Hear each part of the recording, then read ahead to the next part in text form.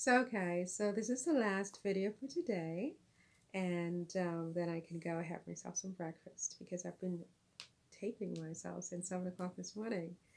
And it's now 10 o'clock, so yeah, it's enough. But last video. So Ngozi Fulani, that woman who had that situation in Buckingham Palace with Lady Susan Hussey, who resigned, Lady Hussey did, and Ms. Fulani had this very unpleasant race related situation where she was made to feel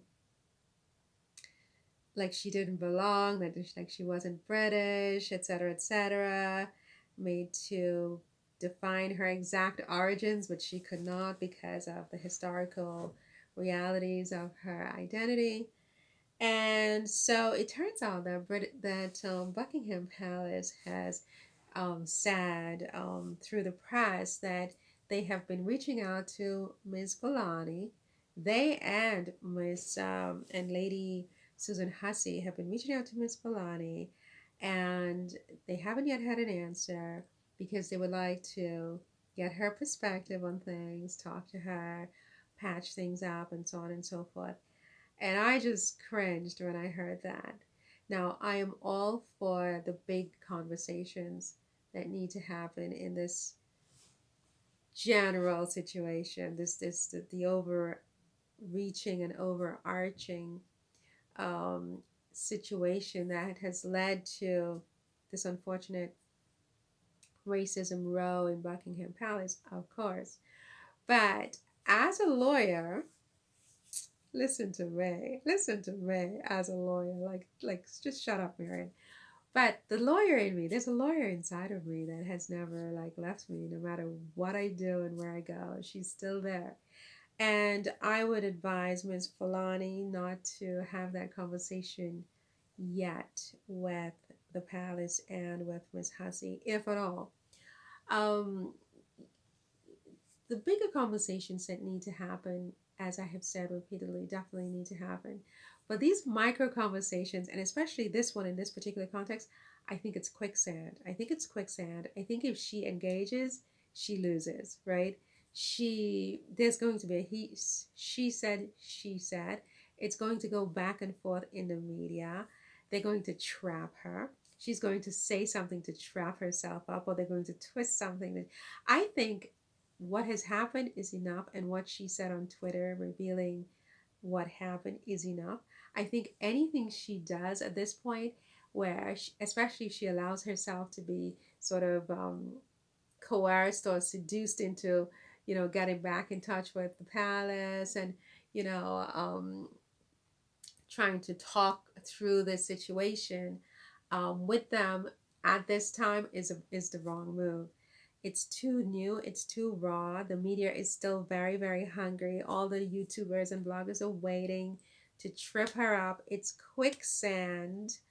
I would tell her, run in the next direction. Do not engage. Do not respond. Do not have any conversations. The conversations that need to be had in Buckingham Palace really have nothing to do with Ngozi Fulani. These are much deeper conversations that go to a much, much more serious issue, frankly, raised by the Duchess of Sussex, Meghan Markle, and perhaps others who felt like they did not have a voice. It's not about Ngozi Fulani. It's not about Ngozi Fulani. And she should not let herself be the sort of sacrificial lamb in this particular situation. Um, that's not to say that she can never ever speak to them, perhaps, but not now. She needs to wait. She needs to let everything cool off and let the media go find other more interesting things to talk about so that she's not it. And yes, and yeah, I don't think she should engage. That's my advice as a lawyer, okay? But I imagine she's going to do what she's going to do, and she's in the situation, and she will make her decisions. But my advice as her unofficial attorney is say nothing. Say nothing. Okay. On that note, I'm going to go make myself some breakfast. So happy Sunday to you. This was my fourth one, so you got plenty. You got plenty. I fed you. So now I'm going to go feed myself. I wish you a beautiful day filled with beautiful adventures and food and flowers and Christmas trees and laughter and good friends and wine and champagne. Where's my champagne? Where's my champagne? Where did I? Ah, okay. And yeah, see you in the next one. Consider subscribing. I'd love to have you. Bye.